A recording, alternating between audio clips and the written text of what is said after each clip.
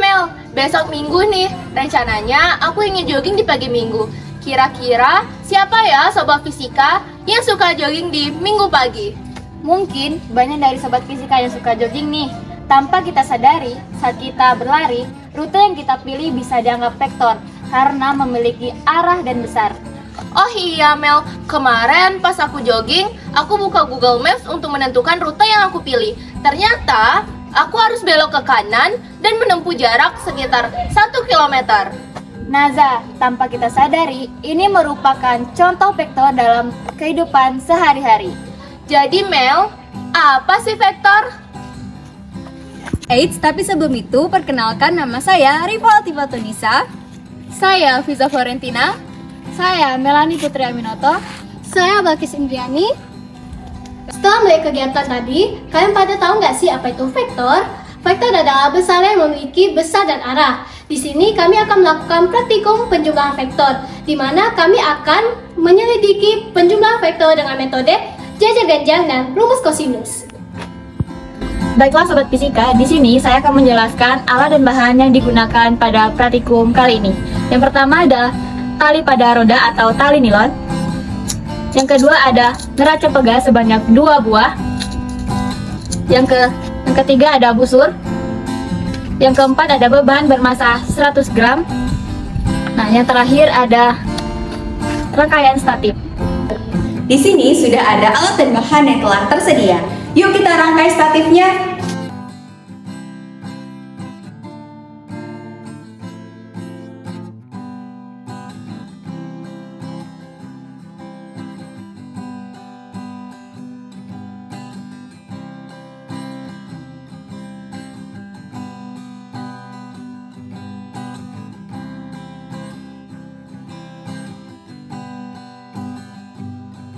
Setelah rangkaian statifnya sudah selesai seperti ini, yuk langsung aja kita ke praktikumnya. Nah, di sini kita akan meletakkan busurnya pada sudut apit 50 derajat. Nah, diperoleh F1 adalah 0,6 Newton dan F2-nya juga 0,6 Newton. Selanjutnya, kita ulangi langkah-langkah tadi dengan mengubah besar sudut apitnya. Baiklah sobat fisika, untuk mengubah sudut apitnya, boleh sobat fisika perhatikan di video ya. Yang kedua, kami menggunakan sudut apit 60 derajat. F1-nya diperoleh 0,6 Newton dan F2 juga 0,6 Newton. Dan yang terakhir adalah sudut apit 70 derajat. Diperoleh F1 adalah 0,6 Newton dan F2 juga 0,6 Newton. Setelah mengetahui gaya yang terdapat pada sudut apit 50, 60, dan 70 derajat, kemudian kita akan menggambarkan metode jajar genjang untuk mengetahui besar resultannya. Dalam neraca pegas dapat kita baca skala di mana harga setiap satu skala adalah 1/10 atau 0,1 Newton. 1/10 atau 0,1 Newton. Karena dalam percobaan F1 dan F2 menunjukkan 6 skala atau 6 garis, 1, 2, 3, 4, 5, 6, maka F1 dan F2 adalah 6/10 atau 0,6 Newton. 6/10 atau 0,6 Newton. Pada metode jajar genjang, gambar kami perbesar agar lebih mudah. Hasilnya nanti akan kami bagi dengan 10. Baiklah, untuk gambar pertama kita akan membuat sudut apit 50 derajat. Nah, dengan panjang 6 cm.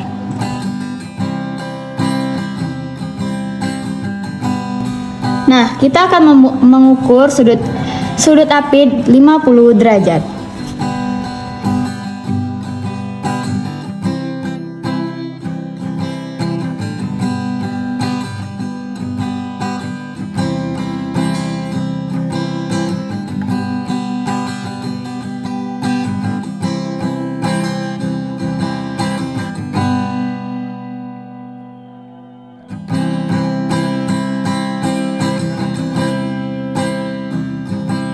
panjang F1-nya yaitu 6 cm dengan nilai 0,6. Dan panjang F2-nya yaitu 6 cm dengan nilai 0,6. Nah, jangan lupa untuk membuat garis putus-putusnya sepanjang 6 cm, juga agar gambarnya akuransi dan presisi. Dan jangan lupa untuk membuat sudut 50 derajat.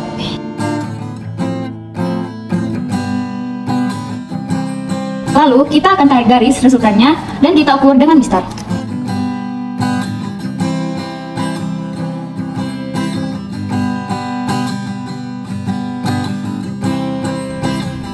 Jadi, panjang yang kita dapat yaitu 10,8.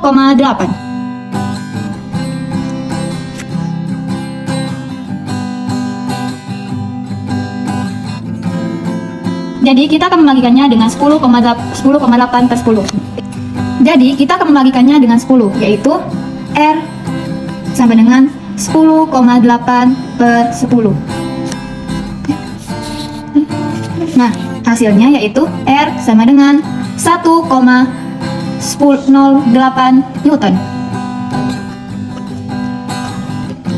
Jadi, sudut apit 50 derajat pada metode jajar genjang ini yaitu 1,08 Newton. Untuk sudut 60 dan 70 derajat, gambar kembali ya seperti gambar yang pertama tadi. Selanjutnya, kita akan menghitung hasil yang didapat tadi dengan menggunakan rumus kosinus dan membandingkannya dengan metode jajar genjang.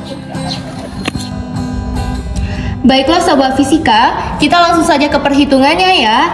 Kita di sini menggunakan rumus kosinus. Nah, langsung saja. Yang pertama, kita akan menghitung sudut apit 50 derajat. Kita tulis ya. Sudut apit 50 derajat. Langsung saja kita tulis diketahui F1 sama dengan 0,6 Newton. Ini gaya yang kita dapat dari fratikum tadi ya, yang mana F1-nya itu 0,6. Karena gaya, jadi satuan yang kita pakai adalah Newton yang disimbolkan dengan N besar. Lalu F2 juga 0,6 Newton. Yang ditanya R atau resultan. Langsung saja ya kita jawab.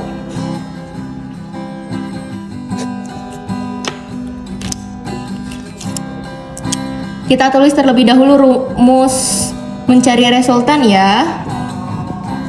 R sama dengan akar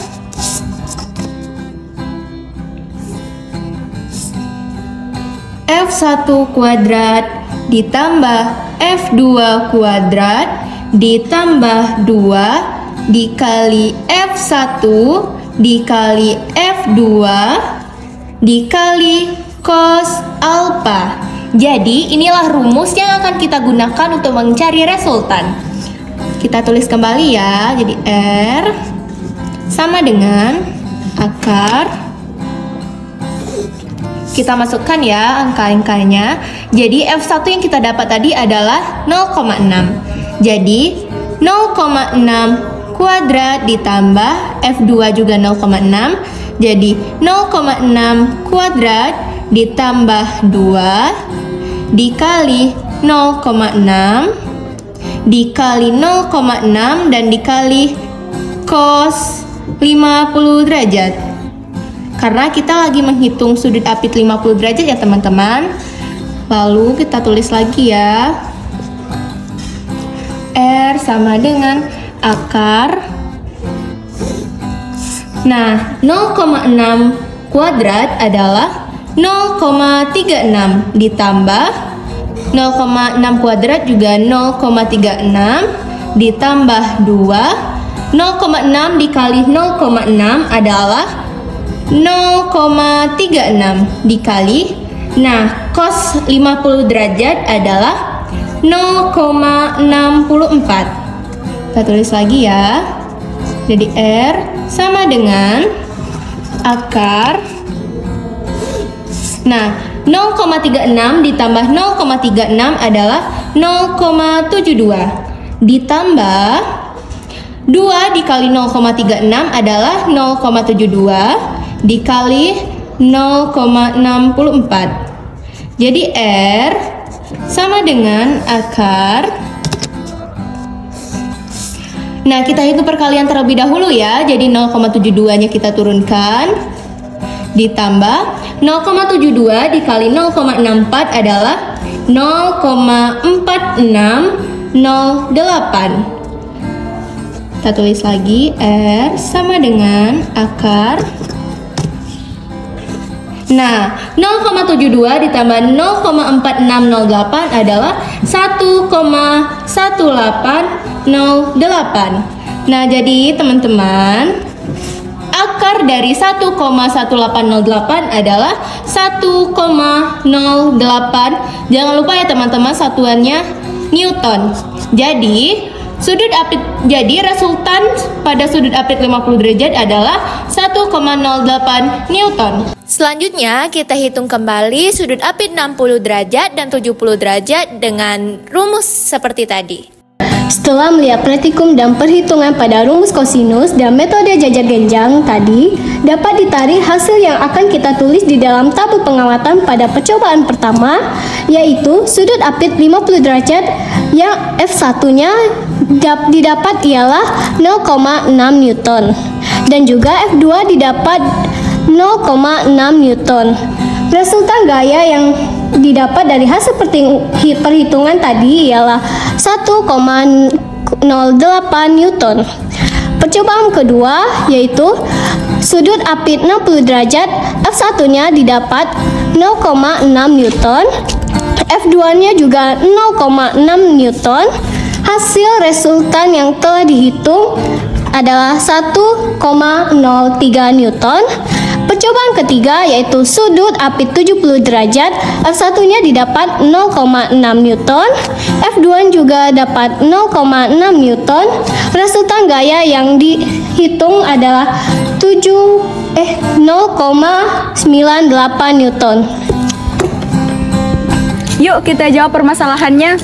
Apakah hasil yang diperoleh dari metode jajar genjang maupun kosinus berbeda? Cara mana yang lebih akurat?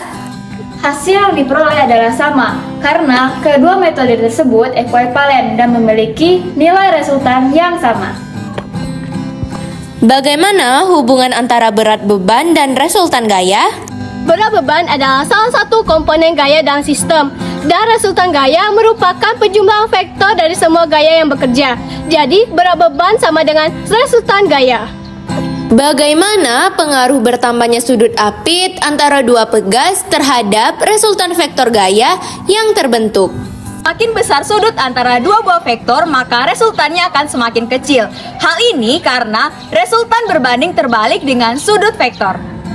Baiklah teman-teman, setelah kita melihat praktikum tadi, dapat ditarik kesimpulan bahwa penjumlahan vektor dapat dilakukan dengan beberapa cara, yaitu dengan metode jajar genjang dan rumus kosinus. Dengan hasil yang sama, yaitu sudut apit 50 derajat adalah 1,08 Newton, sudut apit 60 derajat adalah 1,03 Newton, dan sudut apit 70 derajat adalah 0,98 Newton.